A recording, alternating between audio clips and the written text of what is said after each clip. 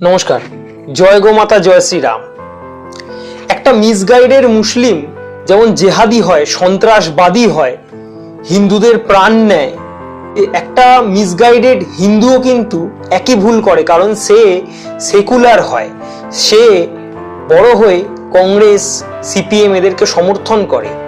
তাহলে একটা মিসগাইডেড মুসলিম এবং একটা মিসগাইডেড হিন্দু দুজনেই কিন্তু সমাজ এবং দেশের জন্য সম্পূর্ণ রূপে ক্ষতিকর, এবং এদের কেউ অ্যাকচুয়াল এদিক ওদিক না, দুজনেই সমান। এই মিসগাইডেড বললাম, মিসগাইডেডটা কারা করে? মিসগাইডেডটা হিন্দু সম্প্রদায়ের ক্ষেত্রে বলছি, আপনি যদি বাবা মা হয়ে থাকেন আপনি করছেন। কেন বলুন তো? চোখে আঙুল দিয়ে দেখাচ্ছি। আমি অনেক বড় বড় ডাক্তারদের দেখেছি, তারা অপারেশন থিয়েটারে ঢোকার আগে তারা খুব এক্সপার্ট, কিন্তু তাও তারা ভগবানকে একটা প্রণাম করে তারপর তারা ঢোকে। এটা একটা আশীর্বাদ স্বরূপ তারা কিছু হয়তো চায়, বা কোথাও না কোথাও তারা একটা নীতি, একটা আদর্শকে তারা ফলো করে। আর মাধ্যমিক পাস ছেলে মেয়েকেও দেখেছি, আমি ঠাকুর দেবতা মানি না, আমি নাস্তিক, আমি প্রসাদ প্রসাদ খাই না।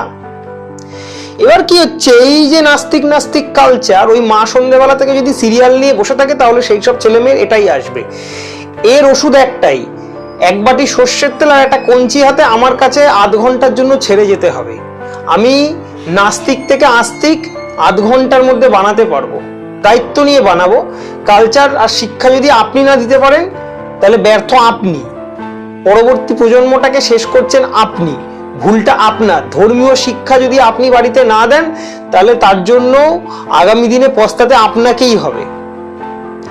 এই দায়িত্ব নিয়ে শুধু নিজের ছেলে মেয়ের ভবিষ্যৎ আপনি শেষ করছেন তা নয়, দায়িত্ব নিয়ে আপনি গোটা সমাজ, গোটা দেশের ভবিষ্যৎ নষ্ট করছেন। মিসগাইডেড করছেন আপনি নিজের সন্তানকে, এবং মিসগাইডেড করছেন আপনি দেশের আগামী প্রজন্মকে।